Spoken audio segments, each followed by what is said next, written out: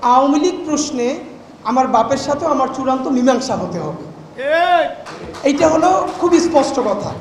এখন যেটা ব্যাপার ধরেন এই যে ইউনিয়ন চেয়ারম্যানরা রয়ে গেছে, পৌর কাউন্সিলররা নাই, সিটি কাউন্সিলররা নাই, হিসেবটা যে ভোগান্তি খেয়ালি কি ইউনিয়নের মানুষদেরই নাকি আসলে যারা শহরে থাকে তাদেরও ভোগান্তি আছে? যদি তাদেরও ভোগান্তি থাকে তাহলে একই সাথে দুই আইন দুইজনের জন্য আসলে এইভাবে অ্যালোকেট করা যায় না। নাম্বার দ্বিতীয়ত হলো আমাদের যেটা পরামর্শ সেটা হলো আপনি যদি এখন রাষ্ট্র চায়ও যে ঠিক আছে ফ্যাসিবাদ বিরোধী আন্দোলনে যারা জড়িত ছিল তাদেরকে আমরা আবার পুনর্বহাল করি, এটা আপনাকে বলে দেয় এখানে আবার কোটি কোটি টাকার একটা প্রজেক্ট চালু হবে। এই ফ্যাসিবাদ বিরোধী আন্দোলনে সংগ্রামে ছিল এইরকম আবার যে এই নামের তালিকা ঢোকার জন্য অনেকে কোটি কোটি টাকা খরচ করবে, মানে আপনি কোনোভাবে এইটাকে শতভাগ স্বচ্ছ একটা লিস্ট করতে পারবেন না।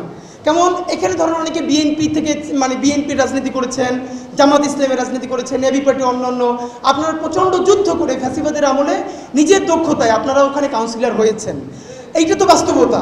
কিন্তু এই বাস্তবতার সাথে সত্য আমি আলী নেসার ভাইকে একটা কথা বলি, ইউনোরা যে এখন পৌরসভা চালাচ্ছে বা আরও অনেক কিছু চালাচ্ছে তাদের ব্যাপারে একটা সমস্যা যে তারা হয়তো অনেস্টি মেনটেন করছে না।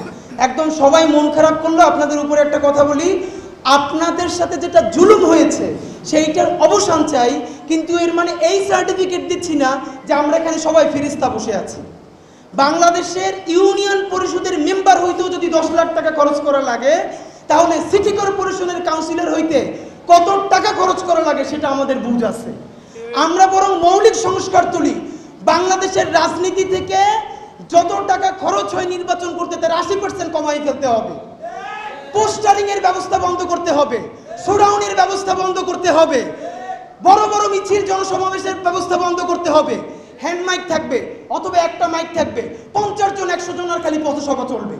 এই সবাই যদি পথসভা করতে বাধ্য হয়, কারো যদি বড় বড় মিছিল না করে লাগে তাহলে টাকা খরচ করবে কোথায় আমারে বলেন? টাকা তো খরচ করারই জায়গা থাকবে না। একজন কাউন্সিলর যদি 1 বছরে 10 লাখ টাকা সরকারি বরাদ্দ পায় আর সে নির্বাচনেই যদি খরচ করে 1 কোটি টাকা, বাকি 90 লাখ টাকা সে কোথা থেকে ম্যানেজ করবে যদি সে রড সিমেন্ট চুরি না করে? সুতরাং এই দেশের জনগণ, আমি চোর, আমার বাপে চোর, আমার ভাই বোন চোর, কারণ আমি 1000 টাকায় ভোট পেয়েছি। আমি 1000 টাকায় যদি ভোট পেয়েছি সে আবার এসে বলে আমার কমিশনার চোর। যে ইলেকশনের আগের রাত্রে কোরআন শরীফের উপর থেকে 2000 টাকা নিয়ে বলে ভোট দেয়, অবস্থাটা বুঝেন আপনারা ভাই, কেউ স্বীকার করবেন না কিন্তু আমি যেই সাক্ষী, সবাই আগের রাতে টাকা দেয়। এরপরে কেমনে টাকাটা নিবে? টাকা তো নিবে 5 জন, আর কিন্তু ভোট দিবে কারে সেইটার পরীক্ষা হইলো আগের রাতে বাসায় যায়, কোরআন শরীফ রাখে, কোরআন শরীফের উপরে টাকা রাখে, বলে কোরআন শরীফের উপর দিয়ে টাকা নাও। এর মানে কোরআন শরীফের উপর দিয়ে টাকা নিলে তাহলে তুমি আমারে ভোট দিবা। এত বড় বদমাইশি হারামি কাজ, তার সাক্ষী এবার কোরআন শরীফ। ভাই এটা আপনারে বলতেছি না, যত কাউন্সিলর যত চেয়ারম্যান তারা তো আমাদের বাবা, আমাদের চাচা, আমাদের রক্তের। ব্যক্তিগতভাবে জাতিগতভাবে আমাদের একটু ভালো হইতে হবে।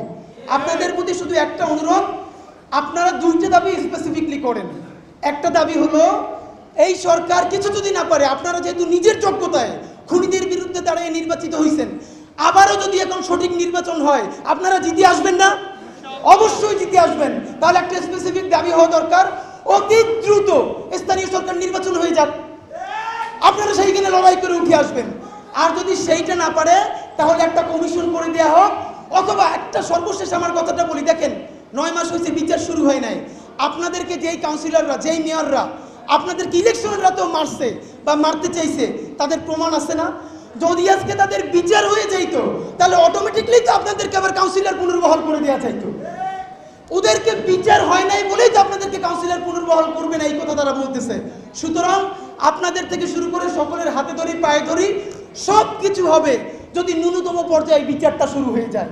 যেই উপজেলায়, যেই জেলায়, যেই সিটি কর্পোরেশনে যারা হামলা করছে আর যারা হামলা ঠেকাইছে তাদের ছবি আছে না? তাহলে যারা হামলা করছে তাদের বিচার করেন, যারা খুন করছে তাদের বিচার করেন, আর যারা বিচারের মধ্যে মাপ পেয়ে যাবে তারা আবার নতুন করে নির্বাচন করবে অথবা ক্ষমতার পুনর্বহাল হবে। তা আপনাদের কাছে বিনীত অনুরোধ করছি, জাতিগতভাবে আমরা পরিবর্তন হতে চাই, আপনারাও আমাদেরকে সাহায্য করেন। বিচার চাই এবং সেই বিচারের দাবি যেন আপনাদের কণ্ঠ থেকেও শুনতে চাই, এবং আপনাদের ন্যায্য দাবির সাথে যারা ফ্যাসিবাদ বিরোধী আন্দোলনে ছিলেন তাদেরকে যেন অতি দ্রুত পুনর্বহাল করে জনগণের সেবা করার সুযোগ দেওয়া হয়। আমরা ইনকিলাব মঞ্চের পক্ষ থেকে সেই সাথে সহমত পোষণ করছি।